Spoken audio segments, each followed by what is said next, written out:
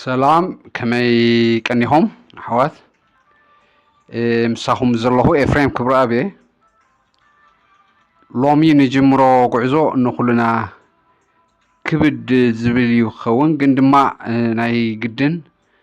ክንዘራረብሉ ዝግባእ ጉዳይ እዩ ኣነ ኤርትራዊ እየ ንሃገረይ እውን ዝፈቱን ዝናፍቕን እየ ልክዕ ከማኹም ንኤርትራ ሰላምን ብልጽግናን ዝምነ ሰብ እየ እውን እዚ ናይ ሎሚ ቀዳማይ ክፋል ኮይኑ ካልኣይ ክፋል ሳልሳይ ክፋል እናበልና ክንቅጽል ኢና እምበር ሎሚ ኣብ ሓደ መሪር ዝኾነ ሓቂ ጠጠው ኢልና ክንመያየጥ ይደሊ ንምንታይ ኢና እቶም ዝበዛሕና ካብቲ ገሃነም ዝኾነትና ሃዲምና ተሰዲድና ኸነብቅዕ ኣብ ዓዲ ጓና ኮይንና ነቲ ዝረሓርሕናዮ ስርዓት ተመሊስና ንድግፍ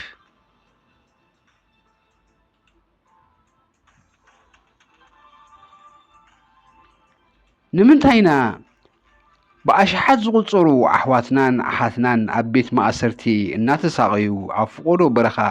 ብሰንኪቲ ገደብ ዘይብሉ ውትድርና ክርተት እናበሉ ስቕታ ዝመረፅና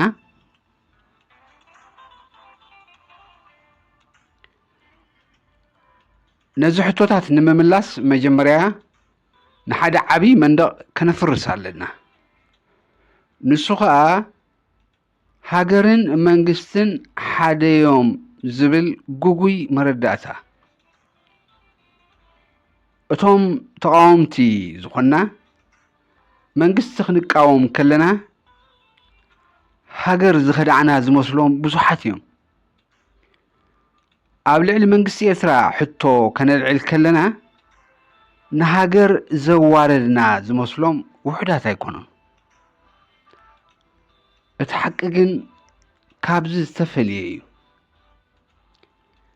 ሃገር ማለት ንስኻ ኢኻ ሃገር ማለት ንስኺ ኢኺ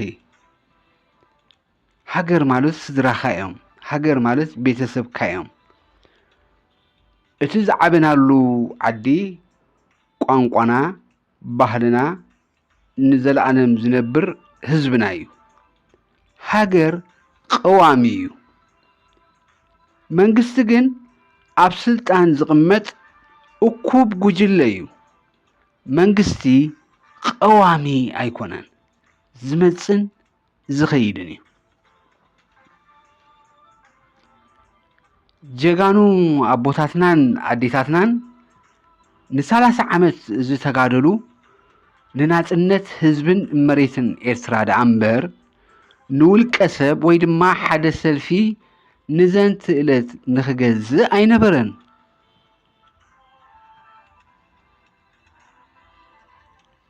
ሕሰብዎ እስኪ ሕሰብዎ ኣብ ስደት ኣብቲ ዘለኻዮ ሃገር ዕቁባ ክትሓትት ከለኻ ሃገረይ ፍትሒ የብላን ኣብ ሃገረይ መወዳእታ ዘይብሉ ሃገራዊ ኣገልግሎት ኣሎ በደል ኣሎ ነፍሰይ መሪሐ ክነብር ኣይከኣልኩን ኢልካ ኢኻ ቃልካ ትህብ እቲ ዝበልካዮ ከዓ ሓሶት ዘይኮነ ሓቂ እዩ እሞ እንታይ ደኣ ዕቁባ ምስ ረኸብካ ነቲ ምንባር ዝኸልኣካ ሃገርካ ኣብ ምዕናው ንዝርከብ ተመሊስካ ትድግፍ ሕራይ እስኪ ክትድግፍ እንከለኻ ኸ ንሕልናኻስ እንታይ ትብሎ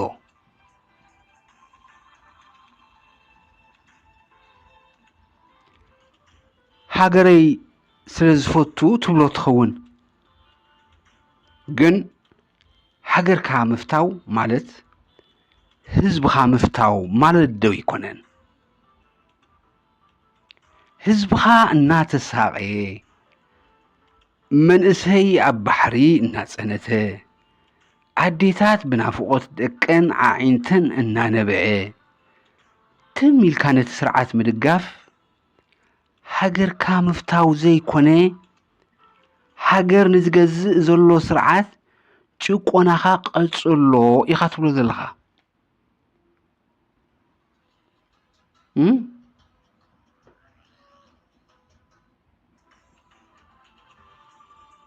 ክቡራት ሰማዕተይ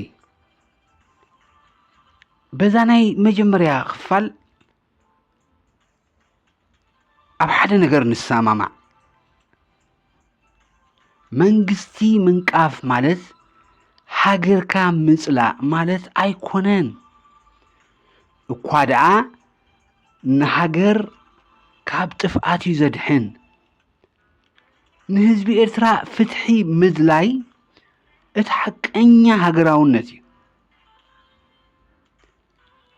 ኣብ ዝቕጽል ክፋልና ኣብ ኤርትራ ዘሎ ስርዓት ንፍርሒ ኣብ ፕሮፓጋንዱ ብኸመይ ከም ዝሃንጾን ንዓና ነቶም ደለይቲ ፍትሒ ከዓ ከም ጸላእቲ ሃገርን ህዝብን ስምና ዘጸልመሉ መንገድታት ዘርዚርና ክንርኢ ኢና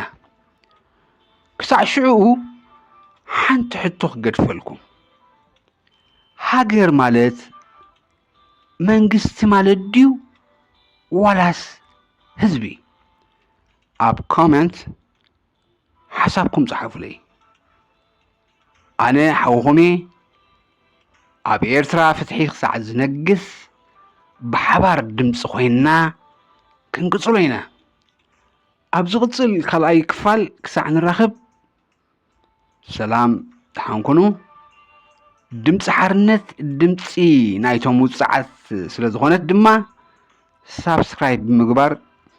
ክትዕብይዋ ኢላብወኩም ሰላም መዓልቲ